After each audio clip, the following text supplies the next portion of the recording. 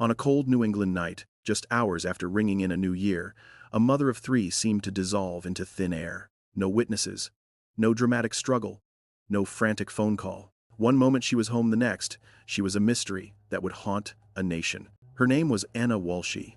Born in Serbia, reborn in America, a rising professional, a mother, a friend, a woman building a future she never got to see. Her husband says she left for the airport before dawn. Investigators say she never made it out of the house alive. And as the days passed, one question grew louder. How does a mother disappear without a trace? And why do so many clues seem to point back to the man who was supposed to love her?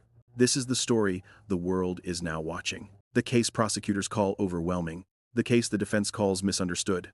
The case that three young children may never fully understand. Tonight, we go beyond the case. Before we begin, don't forget to like, comment, and hit the subscribe button to stay updated with more deep dive true crime documentaries. The first morning of January, in the year 2023, should have been quiet. The kind of morning where families sleep in, coffee brews slow, and resolutions begin. But inside a home in Cohasset, Massachusetts, something else was unfolding, something investigators would later describe as deeply concerning, highly unusual, and impossible to ignore. By sunrise the next day, Ana Walshe, a Serbian-American professional with a fast-climbing career, was missing. Her husband, Brian Walshe, didn't call the police immediately. Her friends tried to reach her. Her workplace in Washington, D.C., waited for her to appear for her first scheduled meetings of the year. But Ana never showed up. And when two different people reported her missing, her employer first and her husband later, a search began that would uncover a trail of evidence no one expected. A trail that would lead investigators away from airports, away from highways, and straight back into the darkness of a home where no one should have vanished. Before Ana became a headline, she was a daughter of Serbia, born in the year 1983, raised with ambition and determination. Her life was not one of privilege, it was one of perseverance. After graduating from university in Belgrade, she did what many dream of but few dare to attempt. She moved across the world to the United States in the year 2005. A new language, a new culture, a new start. Ana thrived. She built a reputation in the hospitality industry, managing teams at luxury hotels and earning the respect of colleagues who described her as brilliant, hardworking, and impossible to forget. And it was within that world, the world of long hours, high expectations, and polished lobbies, that she met the man who would change her life forever, Brian Walshe.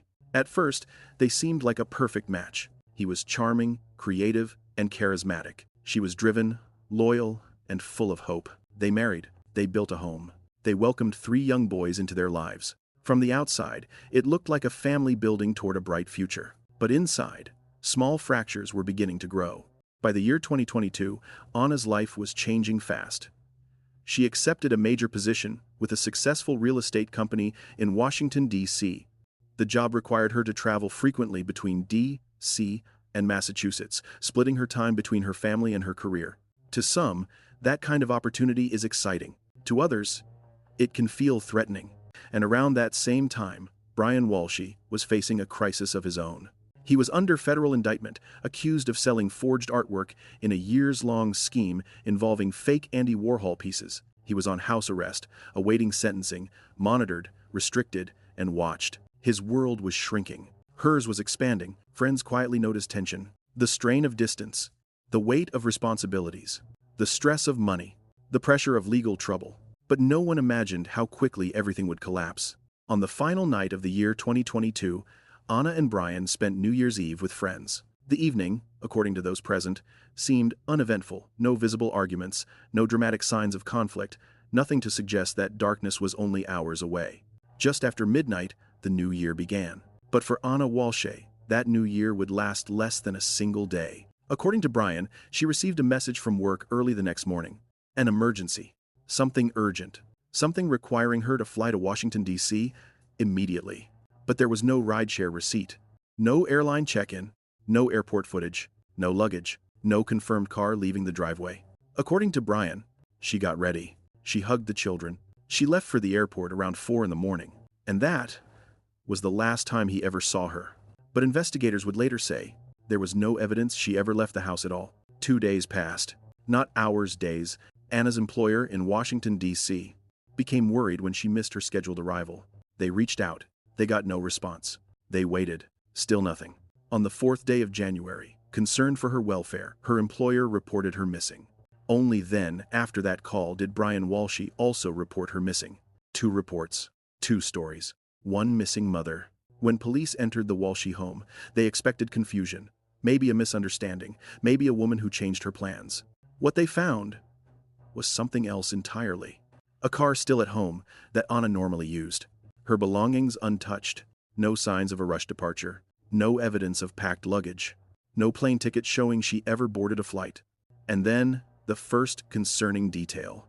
Ana Walshe's timeline did not align with reality. As detectives questioned Brian, small inconsistencies began to appear. A detail that didn't match. A trip he claimed he took, one that wasn't allowed under his home confinement conditions. An errand he described vaguely, at an odd time, with no clear purpose. Then, something else surfaced. A series of digital clues tied not to Brian's personal phone, but to an iPad belonging to one of the Walshe children. Searches that investigators later described as deeply concerning. Searches about forensic cleanup. Searches about bodies. Searches prosecutors say were made just hours after Ana was last seen alive. And before investigators even issued their first official statement, one truth began to emerge. This was no ordinary missing person case. This was a case where the shadows were darker than anyone imagined. By the end of the first week of the investigation, police were no longer searching airports. They were searching dumpsters. They were searching basements. They were searching the digital footprints of a home that suddenly felt like a stage no one wanted to step onto. And every new discovery pushed them closer to one chilling conclusion. Whatever happened to Ana Walshe? It did not happen on an airplane. It did not happen in Washington, D.C. It happened before the sun rose on the first day of a new year. A new year she would never see. A new year her children will never forget. A new year investigators believe Ana Walshe began, not with celebration, but with a crime. Before the headlines, before the search warrants, before the missing person alerts echoed across Massachusetts, there was a woman building a life, brick by brick. A mother shaping a future for her children, and a husband standing beside her, carrying secrets deeper than anyone realized. To understand the disappearance of Ana Walshe, we must first understand the world she created, and the world her husband was quietly trying to keep from collapsing. When Ana left Serbia in the mid-2000s, she didn't arrive in America with wealth or connections. She arrived with determination, the kind of determination that turns obstacles into stepping stones. She worked in hospitality, an industry known for long hours, demanding guests, and relentless pressure. But Ana thrived there. She understood people. She understood discipline. She understood how to rise in a world that rarely made space for newcomers. Her supervisors admired her. Her colleagues trusted her. Her friends saw a spark ambition wrapped in grace. By the year 2022, she had moved into the real estate sector, a field where her charisma and work ethic shined even brighter. She earned a position with a well-known company overseeing properties in Washington, D.C. It was a job that meant travel. It was a job that meant opportunity. It was a job that meant her world was expanding. But Ana wasn't expanding alone.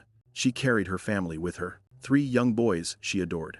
A husband she supported financially and emotionally. And a future she was trying to secure for all of them. What she didn't know was that the man she trusted was fighting battles of his own. Battles she could no longer shield him from. Ana Walshe was a man who once promised brilliance. He was educated, charming, artistic, charismatic. People who met him described him as someone who knew how to connect, how to impress, how to convince. But charm can hide danger. Confidence can hide desperation. And success, when it's only an illusion, eventually collapses. Before Ana ever disappeared, Brian's life was already unraveling. Years earlier, he had been accused and later federally charged with selling forged artwork. Pieces he claimed were originals by Andy Warhol. Pieces that buyers believed were genuine. Pieces that prosecutors say were part of a scheme built on lies. The indictment meant house arrest, monitoring, court appearances, financial strain, public humiliation. And for a man who valued perception, losing control of his image was devastating. Ana stood by him. She supported him. She worked harder than ever to stabilize their family. But Brian's world was shrinking, while Ana's was widening. And that imbalance, subtle at first, became a weight neither of them could ignore. Friends noticed changes. Ana traveled often for work, balancing two states, two lives, two roles, the professional and the mother. Her schedule was demanding, but she managed it with resilience. Brian, meanwhile, was confined to Massachusetts due to his legal situation. He spent more time at home, he was monitored, he was restricted, and every new success Ana achieved underscored the contrast between their lives. There were whispers, not of violence, but of tension. The pressure of financial strain, the stress of legal woes, the logistical chaos of a family split between two cities. Friends later recalled Ana expressing concerns, not dramatic concerns, not fearful concerns, but concerns that something in her marriage was off, a growing distance, a sense of unpredictability, the unease of living with a man who was facing consequences he couldn't control. Ana was a woman moving forward. Brian was a man falling backward. And as 2022 drew to a close, both paths were about to collide. December of 2022 was supposed to be a fresh start. Ana was preparing for another year of growth in her career. Her colleagues in Washington described her as excited, focused, and optimistic. She was planning, building, strategizing. But around her, subtle signs of tension grew. She spoke to close friends about challenges at home. She texted colleagues about difficulties balancing everything. She confided in a small circle that her marriage felt strained. Yet, she kept going.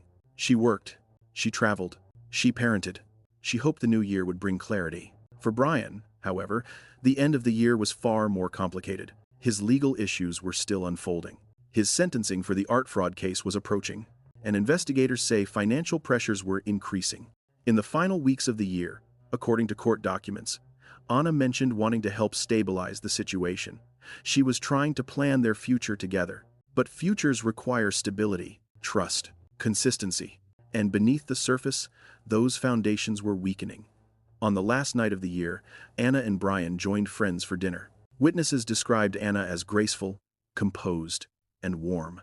They described Brian as polite, present, and seemingly calm. Nothing appeared unusual. Nothing seemed dangerous.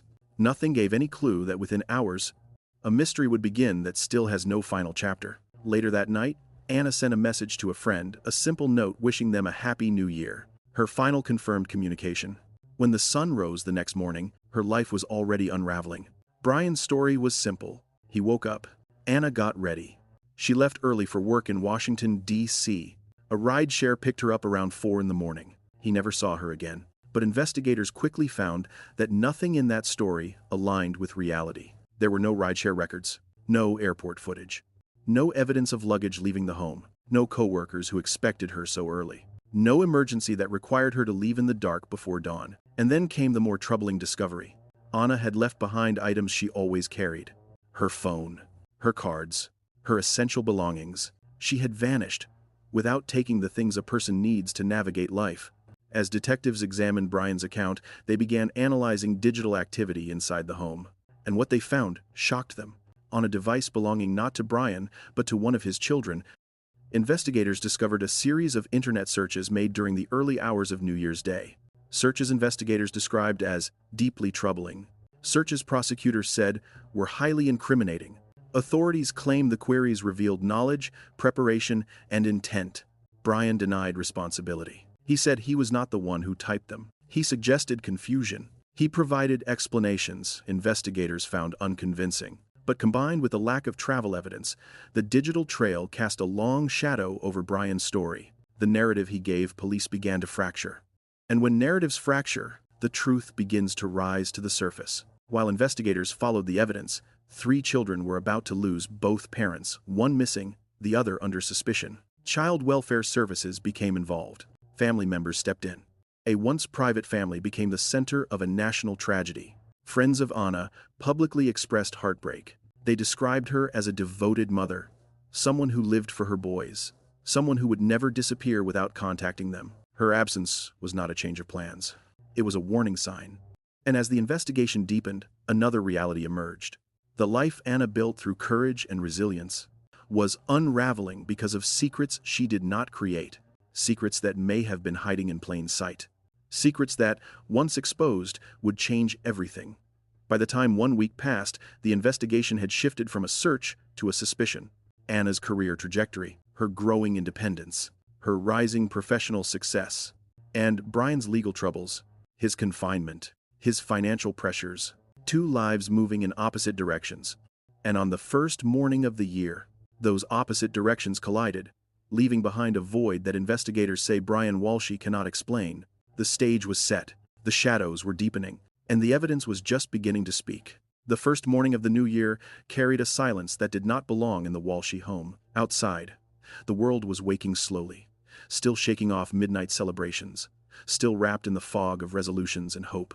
Inside the house on Chief Justice Cushing Highway, however, investigators would later describe a very different atmosphere, one of unanswered questions, unexplained gaps, and a timeline that refused to stay straight.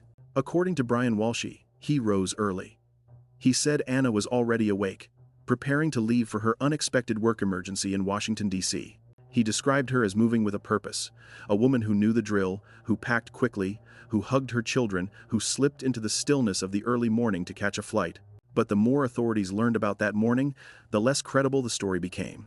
For the rest of the world, January 1st moved forward quietly and unremarkably. But for Ana Walshe, the hours after midnight would become a vacuum, a space where nothing verifiable happened, a space where her footprints simply stopped. The detective's first task was simple: confirm the travel, confirm she left, confirm her route. But no matter how far they searched, from rideshare companies to transportation logs, everything suggested the same unsettling truth. Ana did not travel that morning. Her phone stopped showing movement far earlier than expected. Her credit cards remained unused. Her workplace reported no incoming communication from her. Her friends were silent, unaware anything was wrong. The digital world, which normally preserves 1,000 little traces of a person's day, was empty. It was as though a clock had stopped ticking inside the Walshe home. The more investigators studied the morning Brian described, the more it seemed like a story told in reverse, a narrative built from what needed to be true, not from what was true. And as detectives began to reconstruct his movements, step by step, the pieces of his day began to unravel. Brian told police he never left the house except to get ice cream with his son, yet surveillance footage would later show him in places he never mentioned. He said he spent the first hours of the new year resting, recovering from New Year's Eve. But investigators discovered digital evidence suggesting someone in that home was conducting searches so precise, so unusual, and so specific that they immediately raised alarms. Those searches were not casual. They were not theoretical. They were not vague. They were searches a person would never need to make in a normal moment. They were searches that, in the eyes of prosecutors, painted a chilling picture of what may have happened in the early hours of January 1st. And yet Brian insisted he was innocent. He insisted Ana left. He insisted he saw her go. He insisted she walked out the door carrying an overnight bag, ready for her emergency trip. But investigators could not find evidence of any bag. They could not find evidence of any emergency. They could not find evidence of any ride, any flight, or any movement outside the property. Instead, they found something else. Something that changed the tone of the case instantly. A car belonging to Ana, still parked at home. Items she always carried left behind. And a family friend later described a simple truth. Ana was not the kind of woman who disappeared. While the world outside celebrated the dawn of a new year, the Walshe home began to transform into a crime scene in slow motion. Detectives took their time. They documented, photographed, noted, measured. Nothing in the house immediately screamed danger. But absence speaks louder than presence. And Ana's absence was deafening. As officers walked through rooms that showed no signs of departure, Brian spoke calmly. He answered questions. He described the morning as though retelling a routine day. But investigators noticed something. He seemed unnerved, not by his missing wife, but by the questions. He repeated that she traveled often. He repeated that her job was demanding. He repeated that she left early, that she had done so before. Yet witnesses later challenged the idea of urgency. Co-workers said no such emergency existed. Friends said Ana had made no mention of leaving so suddenly. And her company confirmed that no arrangements had been made for a surprise trip. The deeper investigators dug into Brian's story, the more it began to collapse. He claimed he spent most of the day with his children, a normal family day, nothing unusual. But when surveillance footage surfaced, showing him making a purchase that prosecutors later described as deeply concerning, the picture began to shift. That footage showed Brian at a store, alone, obtaining items that detectives would connect to cleanup efforts. And the timing so close to the morning Ana disappeared was impossible to overlook. Still, Brian tried to explain. He said it was for household supplies. He said his previous statements about his movements had been simple mistakes. He said the inconsistencies were misunderstandings, not deception. But misunderstandings do not explain why a supposedly missing person's husband failed to contact authorities immediately. They do not explain why the first missing person report did not come from Brian, but from Ana's employer, the people who depended on her professionally, not personally. To them, Ana's silence was alarming. To Brian, it was presented as routine. Detectives began to see a picture forming, one not painted by emotion, but by timing. When someone disappears, time is a crucial witness. It speaks through phone records, purchases, messages, movements. It does not lie. And in this case, time was contradicting Brian's every word. Hours that should have contained traces of Ana's life were blank. Hours that Brian claimed were uneventful were filled with activity he never mentioned. Hours that should have shown Ana traveling instead showed nothing at all.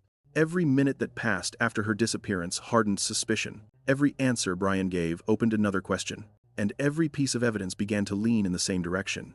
By the end of that first week, investigators no longer believed they were looking for a missing woman. They believed they were investigating a crime that began before the sun ever rose on the new year. The timeline, once Brian's strongest defense, had become the prosecution's most powerful accusation. For Ana's friends, the dawning realization was devastating. They replayed their last conversations.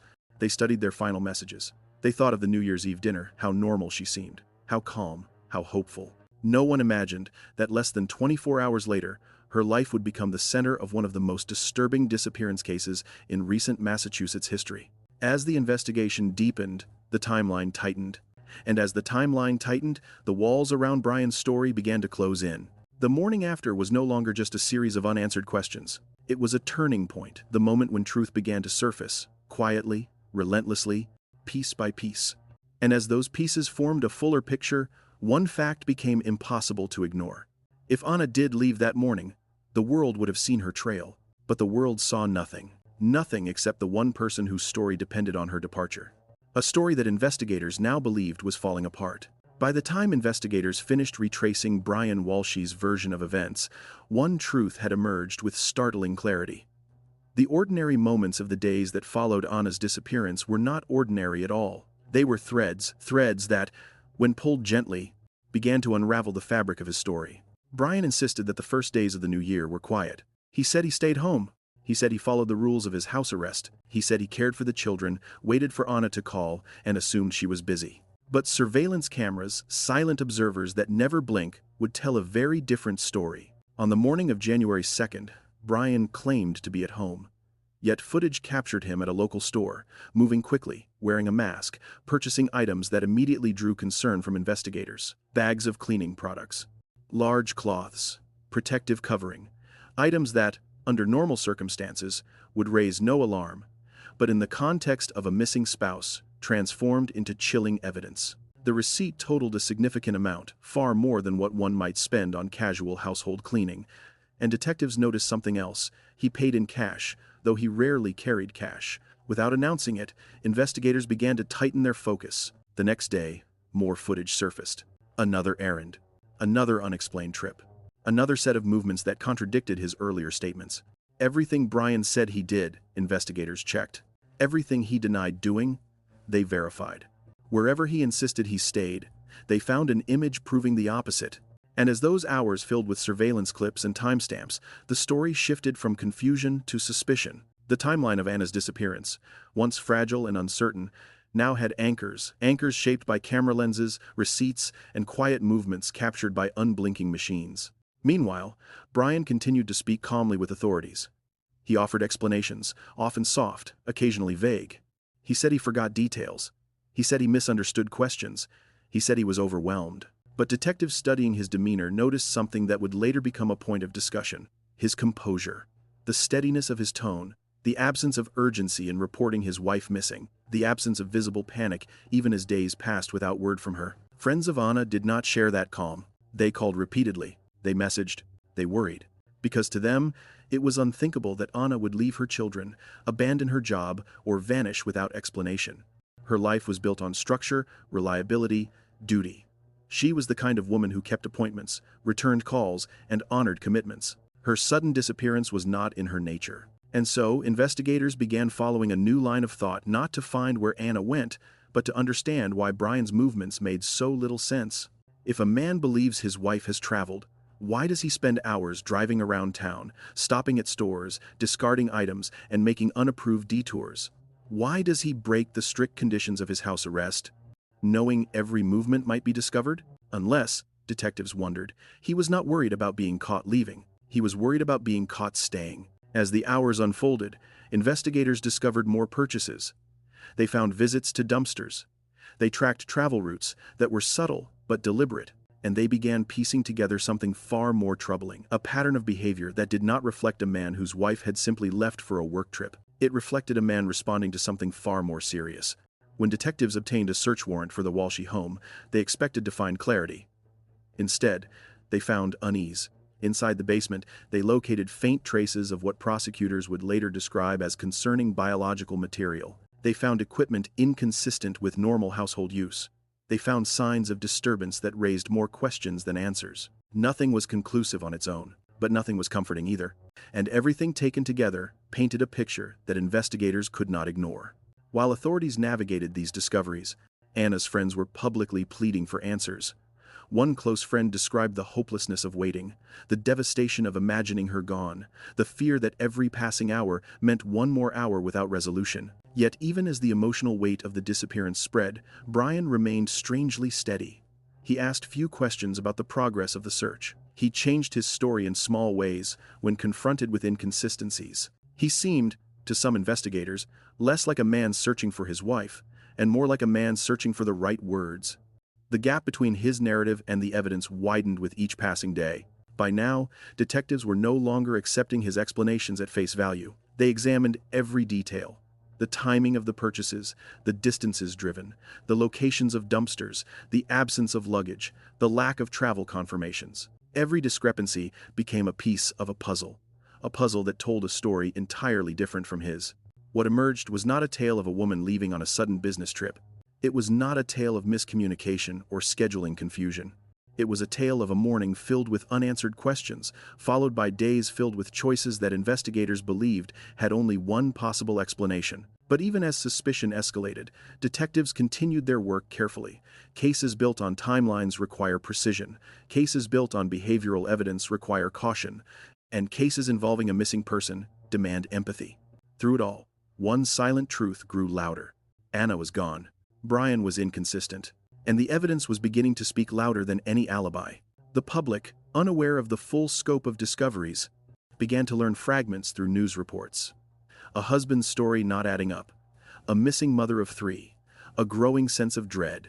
People who knew Anna described her with aching tenderness, a mother dedicated to her boys, a colleague admired by many, a friend loved deeply. They could not imagine her walking away from her life. They could not imagine her choosing silence. They could not imagine her leaving her children behind without word. And as the days stretched on, it became clear that this was not a case of voluntary disappearance. It was something darker, something unexpected, something that transformed an entire community into reluctant spectators of a tragedy still unfolding. The errands that Brian claimed were innocent became turning points, moments where his story diverged irreversibly from the truth investigators were uncovering. And with each discovery, the gap between his words and the evidence grew wider. By the time the week ended, the investigation was no longer centered on whether Anna had disappeared. It was focused on why everything Brian touched in the days after she vanished seemed to carry the weight of something far more disturbing. And soon, detectives would uncover the pieces that shifted this case from suspicion to accusation. The disappearance was no longer just a mystery. It was beginning to look like a crime. The investigation into Ana Walshe's disappearance had already begun to bend under its own weight. Every new interview added pressure. Every digital timestamp exposed a contradiction. And every piece of surveillance footage that surfaced chipped away at the quiet, polished story Brian Walshe had tried to maintain. But within days, it wasn't Brian's words that guided investigators. It was the trash. A series of dumpsters, ordinary, unremarkable, and scattered across nearby towns, became the unlikely foundation for one of the most critical revelations in the case. Investigators followed Brian's trail, mapping each place where he had been seen discarding bags. What seemed like routine waste disposal now carried a significance that made the detectives' pace sharpen, their focus tighten. One dumpster in particular, located behind an apartment complex in Abington, Massachusetts, drew their greatest attention.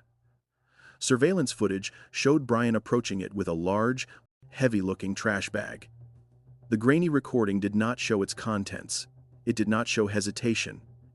It only showed a calm figure moving mechanically, disposing of something with practiced effort. The officers who reviewed that footage felt a collective shift. Movement alone can be haunting when placed in the wrong context. This was one of those moments. There was nothing casual in that image, nothing careless, nothing spontaneous. And so began one of the most painstaking searches of the early investigation. A search through discarded waste, a search for anything that did not belong, a search for the missing threads of a life that had vanished too completely. The bags retrieved from the dumpster were examined carefully. Inside, investigators found items that no one expected: clothing, personal effects, remnants of household materials, and traces of substances that would later be sent to laboratories for analysis. Among the contents was something deeply unsettling: objects that belonged to Ana. Objects that had no logical reason to be there, especially if she had simply left for a business trip. A set of keys, a vaccination card, a necklace that friends said Ana wore often. Objects that do not get thrown away accidentally. Objects that are not forgotten. Objects that anchor a person to their identity, their routine, their existence. As investigators cataloged each discovery, they began to feel the weight of what they were seeing. These were not the belongings of a woman who left home willingly. These were remnants of a life interrupted abruptly, unnaturally, and without explanation. The bags also held surfaces stained in ways that quickly drew forensic interest. Though authorities would not release details publicly, prosecutors later described these findings as crucial and highly concerning. Each item was logged carefully, photographed, sealed, and transported for testing. These discoveries deepened the dread already surrounding the case. It was no longer a question of whether something had happened to Ana. The question was shifting to what had happened and when. Investigators returned to the Walshe home with renewed focus. The search expanded. The basement became a point of scrutiny. Items already collected were re-examined, and evidence that once seemed minor now carried greater significance. A fragment of a necklace resembling one Ana wore regularly. Fibers that did not match the environment. Faint staining observed under special lighting. None of these pieces told a complete story alone, but together they formed the outline of something investigators could no longer ignore. Meanwhile, Brian continued to speak as though nothing in the investigation surprised him. He asked about timing, but not about results. He spoke of routine, but not of concern. And each time detectives compared his tone with the growing evidence, the disconnect widened. For those closest to Ana, news of the findings in the dumpsters struck a blow that no one was prepared for. It was one thing to fear the worst. It was another to hear that pieces of Ana's life, literal pieces, had been discarded like debris. Friends described the moment as shattering. These were individuals who had celebrated holidays with her, worked alongside her, laughed with her. Now they watched as items once belonging to her were pulled from garbage containers miles away from home, items that should have been in her purse, in her luggage, in her hands, not in a dumpster. The emotional weight of that reality spread quickly. Neighbors began leaving their porch lights on for Ana, social media filled with messages of heartbreak. And yet, even through the sorrow, one truth rose above the noise. Ana did not put those items there. Someone else did. Investigators, guided now by evidence rather than assumption, began piecing together Brian's movements with greater precision. The distances he traveled, the times he left the home, the routes he chose, everything mattered. Everything spoke. It became clear that his trips were not random. They formed a pattern, one of disposal, not of routine errands. Every stop was deliberate, every object discarded was selected, and every bag carried the weight of something he desperately wanted to distance himself from. But evidence has a way of finding its voice, even in silence. The discoveries inside those dumpsters began shaping the narrative that prosecutors would later present: a narrative of intent, of preparation, and of an aftermath that investigators believed held answers no one wanted to hear. Forensics teams worked methodically, aware that each result carried profound implications. Meanwhile, the timeline detectives created for those days became sharper, narrower, harder to challenge. Every hour accounted for, every movement measured against Brian's statements. The more evidence they collected, the harder it became to reconcile his version of events with reality. The public, learning fragments through briefings and media reports, began to grasp the severity of the case. What began as a missing person report was rapidly becoming one of the most unsettling disappearance investigations in recent memory. People wondered aloud, where was Ana? What exactly had happened inside that home? Why were her belongings found discarded in dumpsters miles away? And the most difficult question of all, If the trash revealed this much, what else would investigators find? The discoveries did something more than shift suspicion. They solidified the direction of the investigation. They signaled that authorities were no longer searching for Ana as a missing woman, they were gathering evidence for something far more serious. In every step of the investigation, in every quiet moment of forensic work, one name remained constant: Ana Walshe, a mother of 3. A professional with promise, a woman whose life should have continued long after that New Year's Eve dinner. Instead, her story was now being pieced together by what she left behind, or what someone left behind for her. And for investigators, every item found in those dumpsters carried a message that pointed steadily toward the one person whose story no longer aligned with the truth. By the end of that week, the discoveries made it clear. This was no longer the story of a disappearance. It was becoming the story of what investigators believed happened after. And soon, the evidence would lead them to their most decisive step yet. As investigators followed the trail through the dumpsters across Massachusetts, the weight of their findings pressed them back toward the heart of the mystery, the Walshe home itself. A house that, for days, had appeared calm, untouched, and neatly arranged, the kind of home belonging to a family preparing for a new year, not a family caught in the early hours of tragedy. But detectives knew enough now to understand that a home can look peaceful while still holding secrets beneath its surface. And those secrets often hide in places people rarely think to examine. The basement quickly became one of those places. When officers first entered the home, nothing seemed outwardly alarming, but with each new discovery in the investigation, small details that were once overlooked began to draw fresh attention.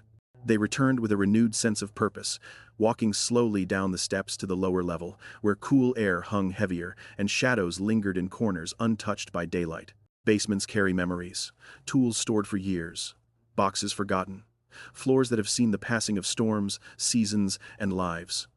But this basement was more than storage. It was a space that investigators believed held answers. What they found was subtle, small things, quiet things, details that would seem unimportant to the untrained eye, a faint stain on a piece of flooring, items that looked recently moved, tools arranged in ways that suggested recent use.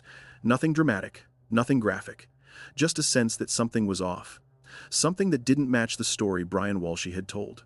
Detectives noticed inconsistencies, protective materials that hadn't been seen before, cleaning supplies that didn't match the routine maintenance of a family home, remnants of something that would later be described in court documents only as biological evidence, all carefully tested, all quietly recorded. No single discovery was enough to conclude what happened. But together, they formed a picture. Investigators could not ignore a picture that suggested activity in the basement around the time Ana was last known to be alive. While forensic teams worked inside, upstairs the walls of the investigation were closing in around Brian. His demeanor remained strangely composed. He asked procedural questions. He made small talk. He discussed breakfast routines and chores with an ease that unsettled officers observing him. He did not show panic, even as the search deepened. He did not ask the questions one might expect from a husband whose wife had been missing for days. Where is she? Have you found anything? Are you any closer? That silence spoke volumes. Meanwhile, friends of Ana watched the developments from a distance, feeling a kind of helpless grief. They remembered the woman who lifted spirits in every room she entered, who worked harder than most to build the life she dreamed of, who dedicated herself to creating a safe, bright future for her children. Many of them could not shake the same thought. Ana would never vanish willingly. Ana would never hide. Ana would never put her children through this. As the evidence collected in the basement was processed, investigators began examining the timeline again, overlaying Brian's movements with the discoveries made so far. His unexplained trips, his purchases, his use of cash, his inconsistent statements, the lack of panic, the sudden cleaning attempts, the missing items, the discarded objects. Everything pointed in one direction, a direction more grim with each passing hour. Still, detectives moved methodically. They knew that suspicion is not proof. They knew the law demands precision. They knew that cases like this, where a person is missing rather than found, require extraordinary care. Quietly, behind the scenes, a growing number of experts, forensic analysts, behavioral specialists, digital investigators, were pulled into the case. All of them saw pieces of a puzzle, pieces that, when assembled, suggested a chilling possibility about what took place inside the home's lower level. And then came the moment that shifted the investigation from suspicion into confrontation. While revisiting surveillance footage from the days immediately following Ana's disappearance, Detectives identified a series of visits Brian made to various dumpsters in surrounding towns. What they discovered there was disturbing enough, but it was what they found afterward in the wake of those searches that finally prompted them to take decisive action. Investigators obtained additional video footage that showed Brian purchasing items that prosecutors would later describe as at odds with any innocent explanation. A hacksaw, multiple cleaning supplies, heavy-duty bags. Items purchased one after another in quick succession. Items that, once investigators saw them, connected directly to the debris recovered from dumpsters. This was no longer coincidence. This was no longer oversight. This was no longer an unclear narrative. This was the breaking point, the moment when investigators realized the evidence did not align with the story Brian had constructed. When detectives returned to the Walshe home again, they did so with clarity. This time, it was not a routine welfare check. It was not a simple interview. It was not an attempt to verify her travel plans. It was the beginning of treating the home as a potential crime scene. Officers moved more deliberately, photographing every detail. They gathered items from the basement with gloved caution. They examined the layout of the house, the presence of cleaning agents, the condition of flooring. They reviewed the earlier findings from the dumpsters and connected them to the evidence inside. And slowly, quietly, the narrative shifted from "Where is Ana?" to "What happened to Ana?" The forensic evidence, though non-graphic, began to speak with powerful weight. It suggested disruption. It suggested struggle. It suggested cleanup. Investigators remained careful with their language, understanding the sensitivity of the case. But even their restrained wording carried gravity. When they turned their attention back to Brian, the transformation in the investigation became unmistakable. He was no longer the husband of a missing woman. He was the central figure in a growing criminal inquiry. Still, he offered explanations. He said he was overwhelmed. He said he misunderstood investigators' questions. He said he was simply trying to manage his home and his children in the days after Ana left. But now, the timeline contradicted him. The receipts contradicted him. The surveillance contradicted him. The basement contradicted him. The dumpsters contradicted him. And soon detectives would take the step they had been building toward since the first day Ana was reported missing. They would formally accuse him of actions that shifted the entire case from a disappearance to something far more horrifying. Before that step arrived, though, investigators took a moment many rarely acknowledge: a moment of silence. A moment to remember they were not dealing with evidence alone. They were dealing with a woman whose life was cherished, a mother whose children were waiting for answers, a friend whose voice had been lost too soon. The basement held the secrets. The dumpsters held the remnants. But Ana's memory held the truth the investigation was determined to uncover. And soon, detectives would be ready to reveal the turning point that would bring the case into a courtroom where every detail, every purchase, every slip in Brian's story would be laid before a jury. The story was no longer just about a disappearance. It was becoming the prelude to a trial the nation would follow closely. A trial where the truth, long buried in the shadows of those first days of January, would finally begin to rise. Long before investigators found anything in the dumpsters, long before the basement became a place of quiet suspicion, long before inconsistencies in Brian Walshe's story began collapsing under their own weight. Something else had been speaking, not with sound, not with sight, not with emotion, but with keystrokes. Digital evidence has become the modern witness that never sleeps, never forgets, and never misremembers. It records what people search, what they question, what they fear, and what they plan. And in the Walshe investigation, the digital world would become one of the loudest voices in the room. During the early review of the family's electronic devices, investigators discovered something that changed the tone of the entire case. An unsettling pattern of online searches conducted in the hours surrounding Ana's disappearance. But it wasn't the content alone that stunned investigators. It was the device. These searches were not made on Brian's phone, not on his laptop, not on any device directly tied to his personal accounts. They were made on an iPad belonging to one of the children. At first, investigators thought it might be a mistake. Others wondered if a child had accidentally navigated somewhere unusual online. But when they read the search terms, their specificity, their timing, their nature, it became immediately clear that the queries were deliberate, and they were made by someone who understood what they were seeking. The timing of the searches aligned almost perfectly with the window in which prosecutors believe Ana was last alive. And as investigators scrolled through the recorded queries, a quiet room filled with the unspoken understanding that they were seeing something deeply significant. Each search reflected a mind in chaos. A person trying to solve a problem quickly.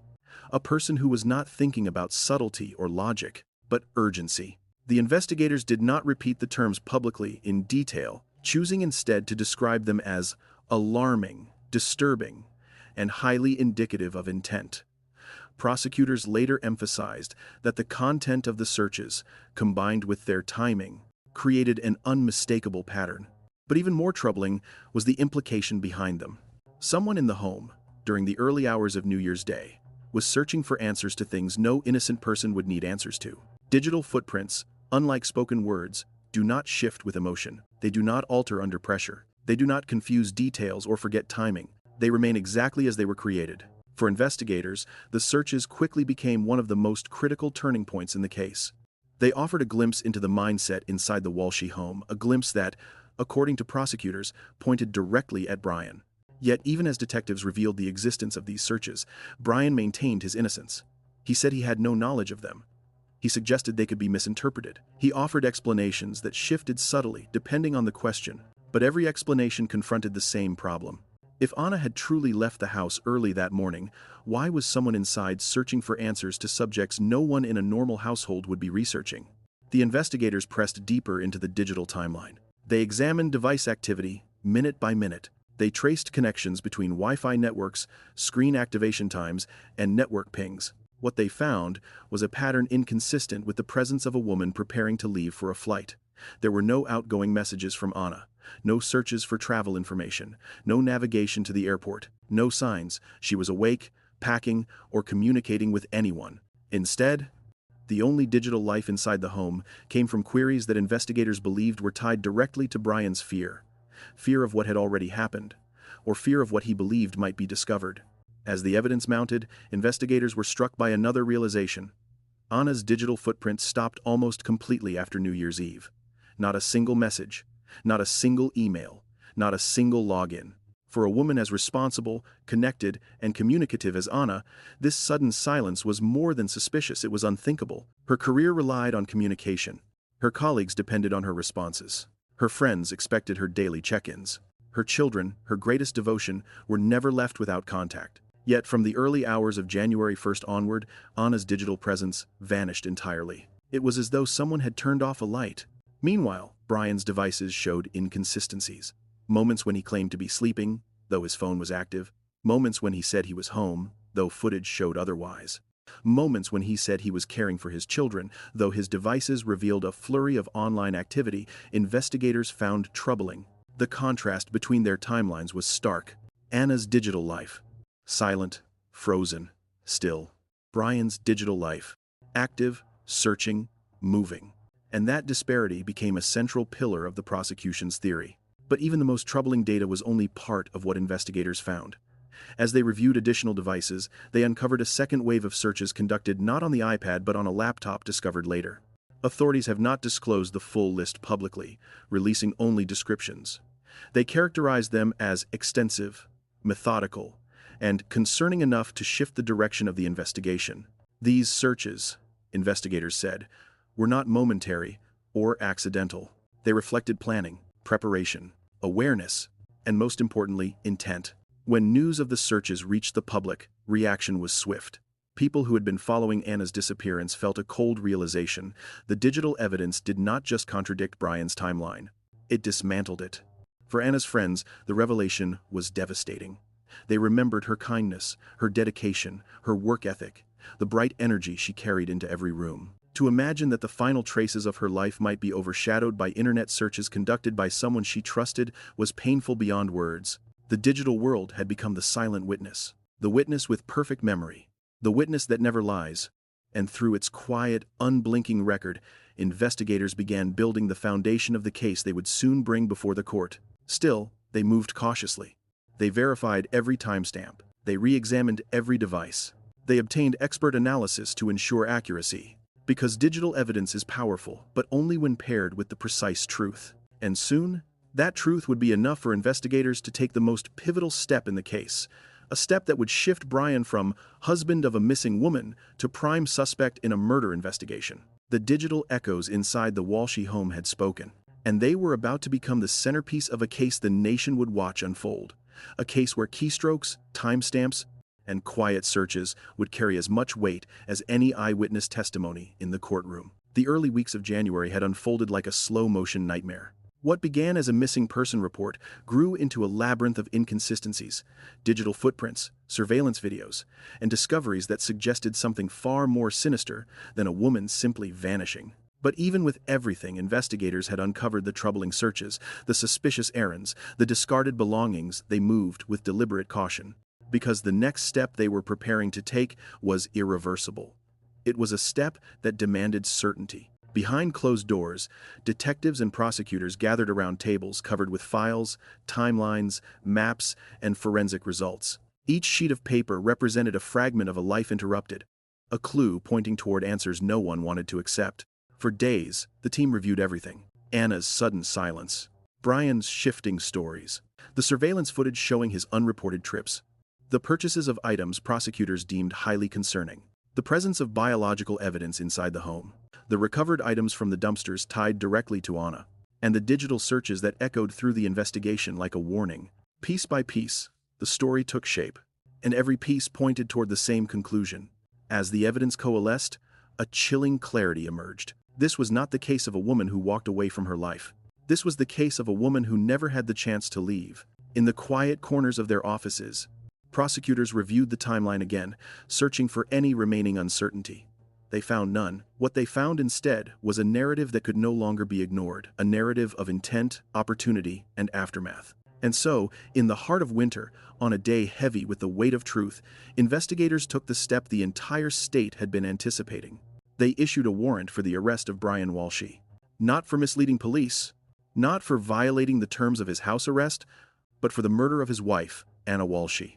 The announcement struck through Massachusetts like a shockwave. News outlets interrupted broadcasts. Social media erupted with disbelief. Neighbors who once saw the Walshe family as quiet, private, ordinary, now found themselves living beside a house marked in headlines across the country. And somewhere in the midst of it all, 3 young boys, too young to understand the gravity of the moment, were losing both parents at once. One gone without a trace, the other now accused of taking her life. When officers arrived to take Brian into custody, he appeared calm, collected, and almost expectant. He did not display outrage. He did not express shock. He showed no sign of emotional collapse. To those present, he seemed strangely prepared for what was about to happen. He walked out of the home quietly, hands behind his back, surrounded by officers who had spent days dissecting every moment of his story. As he was transported to court, whispers spread through the community. Some people felt grief. Others felt anger. Others felt the cold realization that the story unfolding before them was not the story of a missing woman, but a tragedy many had feared from the start. In the courtroom, the tension was palpable. Reporters filled the seats. Legal experts watched closely. People around the state tuned in, waiting to hear how prosecutors would frame the case, a case without a body, but with evidence they believed was overwhelmingly clear. When the prosecutor stepped forward and began speaking, the room fell silent. She laid out the timeline. She described the digital searches. She explained the significance of the items recovered from the dumpsters. She spoke of the biological material found in the home. She outlined the contradictions in Brian's statements. She emphasized Ana's devotion to her children and how impossible it was for her to disappear voluntarily. And then she delivered the line that would echo across newsrooms and social media platforms nationwide. Based on the evidence, we believe Ana Walshe is no longer alive, and that she was killed by her husband. The courtroom absorbed the words in stunned stillness. Brian's attorney responded with equal conviction, insisting that the prosecution's case was built on assumptions, circumstantial interpretations, and incomplete information. He reminded the court that no body had been found, no confirmed cause of death, no eyewitness, no definitive physical evidence establishing exactly what happened. He argued that the searches could be misinterpreted.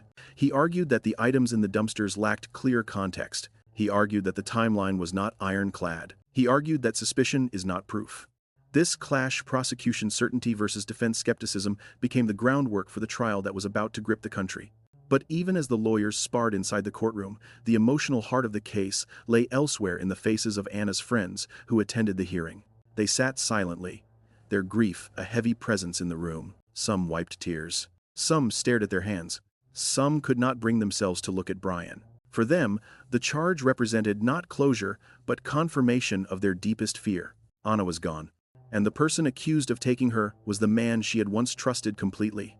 Outside the courthouse, the world reacted. Neighbors described their disbelief that such darkness could unfold inside a quiet suburban home. Ana's colleagues in Washington, D.C. released statements expressing heartbreak and devastation.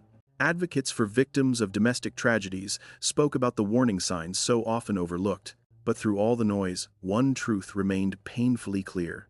The story of Ana Walshe was now a criminal case, one that would be argued in front of a jury, dissected in newsrooms, and examined on court TV. As Brian stood before the judge, the charges read against him marked the point of no return. His trial date would be set.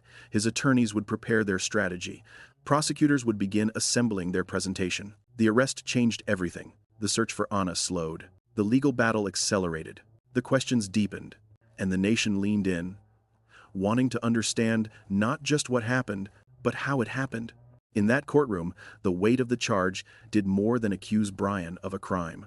It declared a belief, one developed through evidence, analysis, and the quiet persistence of investigators who refused to let a mother's disappearance go unanswered. Ana's voice had been taken, but the evidence was beginning to speak for her, and soon it would speak before a jury. After the shock of the arrest settled across Massachusetts, attention shifted toward the inevitable legal battle ahead.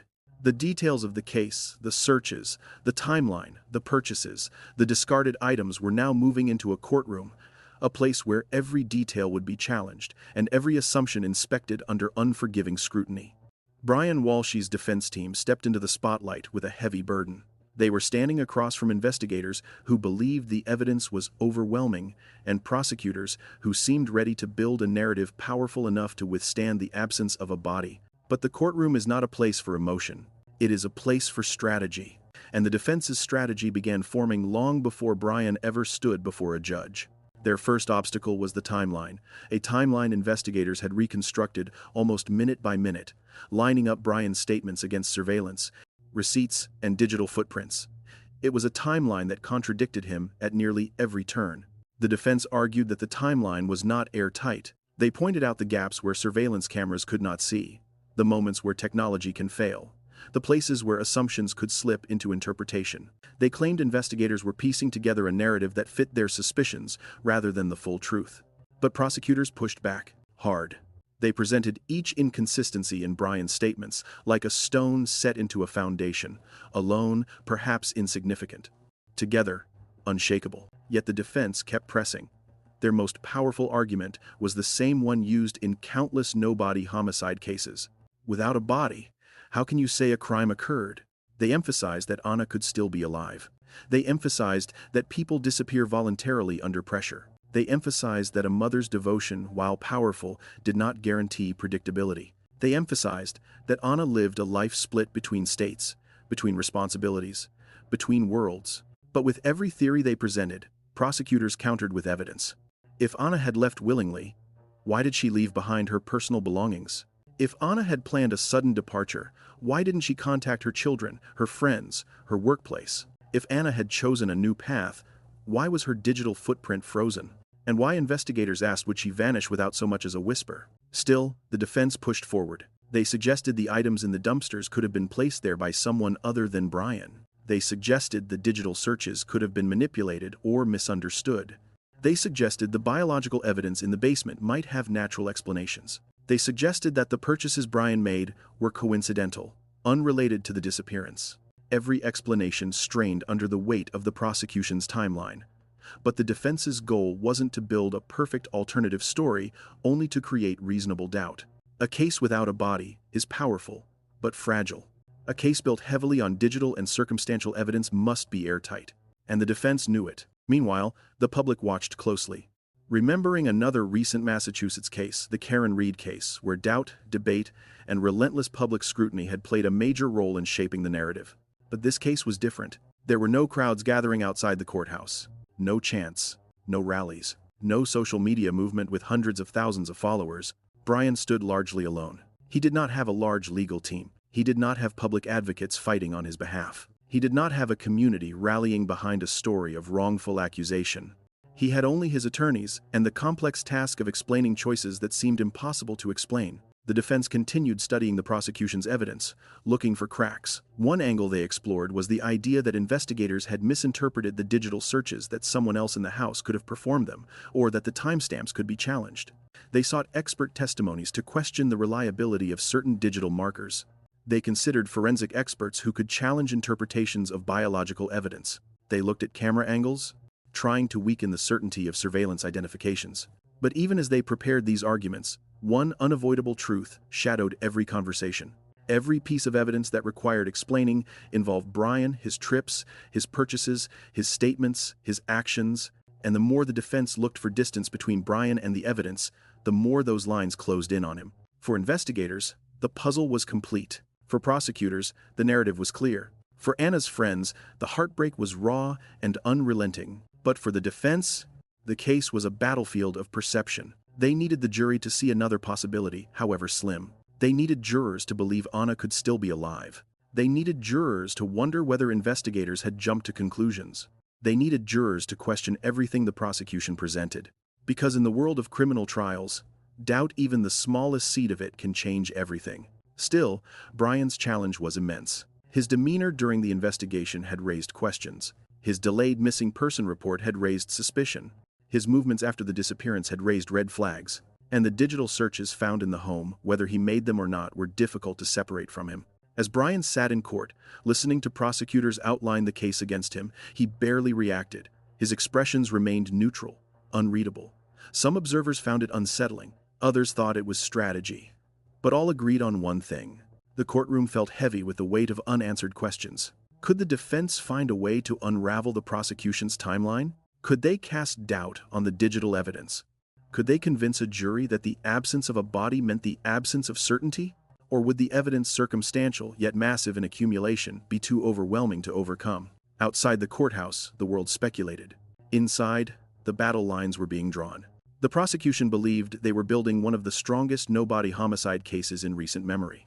The defense believed they had pathways to reasonable doubt. But only one side would convince the 12 jurors who would eventually decide the fate of Ana Walshe. This was no longer the story of Ana's disappearance. It was the story of a legal war, a war fought through digital footprints, discarded items, quiet timelines, and the haunting silence of a woman who never came home. And as the trial date approached, one question grew larger than all the others. Would Anna's story finally be told in a way that brought justice?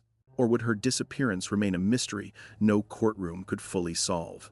Long before prosecutors prepared their exhibits, long before defense attorneys sharpened their strategies, long before the cameras circled the courthouse waiting for the next headline, 3 young children woke up in a world that would never be the same again. They were too young to understand timelines, too young to understand digital evidence, too young to understand the gravity of a missing person report turning into a murder charge. But they were old enough to understand one thing: their mother was gone. The Walshe children had been shielded from the frantic phone calls surrounding Anna's disappearance. Shielded from the forensic teams, from the questions, from the tension that lingered in the walls of their home. Children notice more than adults expect: the quiet voices, the unusual visitors, the way routines begin breaking apart. What they saw in those first days of January was not the collapse of an investigation, it was the collapse of their world. When Ana disappeared, the children were with Brian. They played in rooms now heavy with unspoken fear. They ate breakfast at a table where their mother once sat. They looked toward the door, expecting to hear her keys, her footsteps, her voice. But the door never opened. As investigators pressed deeper into Brian's inconsistencies, as evidence mounted, as suspicion turned into accusation, the focus shifted temporarily from forensics to safety. The children could not stay in a home now considered the center of a potential crime. They could not remain under the care of a man accused of committing an unthinkable act. And so, in a moment as quiet as it was devastating, the boys were removed from the house. They left behind toys. They left behind familiar hallways. They left behind the last place they had been with their mother. The transition was swift, necessary, and painful. Those who witnessed it described it as heartbreaking. 3 small children, bewildered, holding hands, carrying nothing but confusion. They were placed under protective supervision, surrounded by social workers whose voices remained gentle even as the situation grew heavier by the minute. Ana's friends, many of whom had children of their own, cried openly when they heard the news. The idea of 3 boys, suddenly without either parent, cut deeper than any detail in the investigation so far. These were children who had been raised with love, Children who adored their mother, children who now needed answers, adults could barely understand themselves. Colleagues of Ana described her devotion to her boys as indescribable. She talked about them constantly. She worked tirelessly to build a future for them. They were, in every sense, the center of her world, and now they were navigating a world where she no longer existed. In the days following Brian's arrest, the children's movements were kept private, protected by confidentiality laws and shielded from the cameras that surrounded the courthouse. But their absence, the absence of their laughter, their presence in the home, their everyday routines became another piece of this tragedy. Prosecutors spoke carefully about them, always mindful of the emotional weight their situation carried. Defense attorneys, too, stepped lightly around the subject, aware that whatever arguments were coming, the involvement of children added a gravity no courtroom could escape. As the legal process advanced, detectives worked with the knowledge that the outcome of this case would shape not only the justice owed to Ana, but the future of her 3 sons. Their safety, their permanence, their emotional future, all rested on the truth that investigators were fighting to uncover. And, undeniably, the case was shifting. What began as a disappearance had grown into a complex criminal investigation. What grew into an investigation had become a murder charge. And what became a murder charge was now the prelude to a trial that would draw national attention.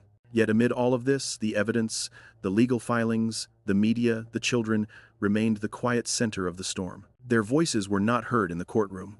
Their feelings were not part of the arguments. Their questions were not answered in the news. But their lives had been changed more than anyone's. As Brian was led through the courthouse halls in handcuffs, reporters captured every step.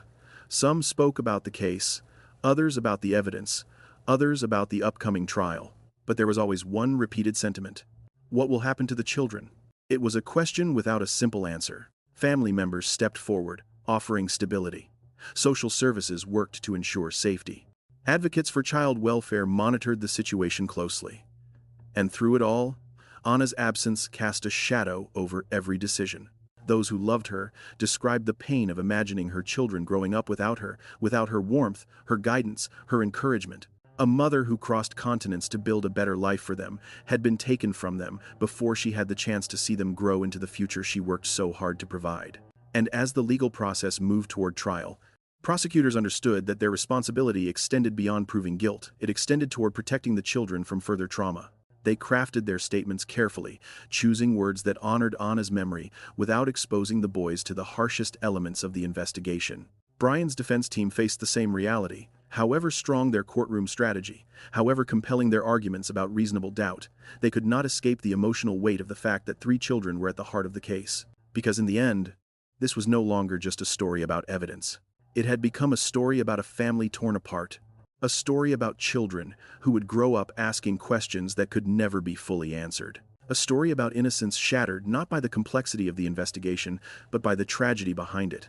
And as the trial approached, the children became the silent reminder of everything at stake, not only in terms of legal justice, but human impact. For investigators, every hour spent building the case was driven by a desire to give voice to a mother who no longer had one. For prosecutors, every argument prepared was shaped by the responsibility to seek justice on her behalf. For the defense, every strategy formed existed under the shadow of a family, forever changed. But for the children, the world had already shifted. Their memories of their mother were now treasures. Their future would be shaped by decisions made in courtrooms they would not enter. And their lives, once defined by normal routines, were now intertwined with one of the most unsettling criminal cases in recent Massachusetts history. Ana's story would soon move to a courtroom. Brian's story would soon face a jury. But the children's story, the story of the ones left behind, would live quietly in the background, a constant reminder of the real cost of this tragedy. And it is that truth more than any search, any timeline, any piece of evidence that gave the case a weight no verdict could ever fully lift. The courtroom lights burned bright against the winter gray as the months passed. Outside, the world moved forward, stores opened, streets filled, seasons shifted. But inside the legal system, one story stood still: the disappearance of Ana Walshe. A woman who crossed an ocean for a better life. A mother whose laughter once filled a home, now quiet. A professional whose ambition had only begun to bloom. A life paused in the cold space between truth and tragedy. And a husband, standing charged with her murder. As the trial approached, something extraordinary happened. The noise around the case softened. no rallies, no roadside protests, no crowds dressed in symbolic colors, just a quiet, heavy expectation. The collective breath of a community waiting for justice. Ana Walshe's defense team prepared their strategy with care. They understood the magnitude of what they faced. They understood the absence of Ana's body created room for doubt. And they understood that juries, even when presented with painful narratives, look for certainty. The defense knew that the prosecution's case was built on an intricate structure: a timeline, digital evidence, surveillance footage, forensic findings, discarded belongings, and choices Brian made that investigators found impossible to explain. They focused on each weakness, questioned each assumption, challenged each interpretation. But the prosecution had something beyond evidence. They had momentum. A story that unfolded piece by piece with an unyielding logic, one that aligned with every discovery investigators made. When the trial opened, the courtroom felt frozen in anticipation. Prosecutors began with Ana, not with tragedy, not with accusation, but with her life. They spoke of her education, her courage, her decision to move across the world. They spoke of her professional success, her kindness, her dedication to her children. They spoke of the dreams she was building and the future she deserved. Only then did they turn to the evidence. They guided the jury through the early morning hours of January 1st. The silence of Ana's digital footprint, the unnatural stillness of her phone, the absence of any travel records. Then, they followed Brian's timeline, laying each contradiction bare, each unreported errand, each unexplained purchase, each discarded item recovered from dumpsters miles away. Finally, they unveiled the digital searches, described carefully, without sensationalism, but with enough clarity to show their significance. The courtroom sat in absolute stillness. No one moved, no one breathed, because even without graphic detail, the implication of those searches painted a chilling image. When it was the defense's turn, they leaned into their central argument. Without a body, reasonable doubt must exist. They questioned the timestamps. They questioned the forensic interpretations. They questioned whether someone else could have made the searches. They questioned whether investigators rushed to judgment. They reminded the jury that circumstantial evidence, however compelling, requires careful examination. They reminded the courtroom that Ana had dual citizenship, that she traveled often, that she lived between two cities, that her life was complex. They offered possibilities, not definitive alternate scenarios, but possibilities meant to create doubt. Yet, as the trial unfolded, it became clear this was not a case carried by a single dramatic piece of evidence. It was a case built by hundreds of quiet clues, clues that, when connected, formed a narrative difficult to escape. Through it all, one absence echoed louder than any attorney's words: Ana's voice. She was the missing piece in every conversation, and the central presence in every moment of silence. Her friends filled the courtroom on certain days, sitting together in quiet solidarity. Her co-workers in Washington, D.C., sent statements of remembrance. Strangers who had followed her story online held her in memory, even without knowing her. But the children, the three boys, remained far from the public eye, protected by privacy laws, protected from the cameras, protected from the weight of a truth they were far too young to carry. In the final days of the trial, both sides made their closing arguments. The prosecution asked the jury to look at the evidence not as a web of coincidences, but as a story, one with a beginning, a middle, and a tragic end. They spoke of a woman whose digital presence froze in time, a man whose movements defied explanation, a series of searches that no innocent person could justify, a trail of items discarded with deliberate intent. They asked the jury to see the absence of Ana as the clearest evidence of all. Then the defense rose, calm and deliberate. They urged the jury to resist emotional persuasion. They reminded them of the gravity of convicting someone without a body. They emphasized the gaps investigators had not filled. They insisted that the prosecution's story, however compelling, was still a story. The jury listened. The courtroom waited. And for the first time since Ana disappeared, time moved slowly again, the kind of slow that makes every breath feel heavier. Finally, the case was in the hands of 12 strangers, ordinary citizens tasked with deciding the outcome of a tragedy that had gripped an entire state. Before they left the room, the judge offered a simple reminder: your verdict must be based on the evidence, and only the evidence. Then the jury disappeared behind the door. Outside, the courthouse grounds were quiet. No crowds, no chanting, just the cold air of Massachusetts winter, and the understanding that justice, however it arrived, would carry a cost. Hours passed, then days. The world waited. Ana's friends, Brian's defenders, the children's caretakers, the investigators who had lived with the case for months. And when the verdict finally arrived, the courtroom filled once more. Every seat taken, every eye forward, the air thick with anticipation. The jury filed in, solemn and composed.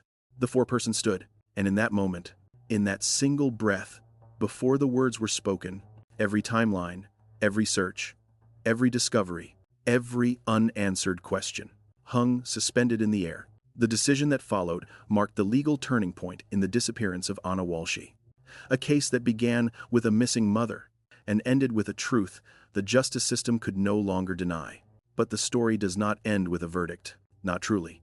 Because Ana's story lives in her children, 3 boys who will one day grow up and learn who their mother was, how fiercely she worked to build their future, how deeply she was loved, and how her story moved an entire nation to search for truth. It lives in the friends who refuse to let her memory fade, the colleagues who speak her name with admiration, the investigators who worked tirelessly to bring clarity where there was none. It lives in every person who watched this case unfold and understood that behind every headline, behind every courtroom door, behind every crime statistic, there is a human life, valuable, irreplaceable, deserving of justice. Ana Walshe's voice was taken, her story interrupted, her life cut short. But the truth remains, and that truth, preserved through evidence, honored in memory, and carried forward for her children, is the final legacy of a woman who never deserved to vanish. If you found this documentary meaningful, please like, comment, and hit the subscribe button to support Beyond the Case as we continue bringing you powerful, respectful, in-depth, true crime investigations. Ana's story reminds us that truth matters, voices matter, justice matters, and we must never stop searching.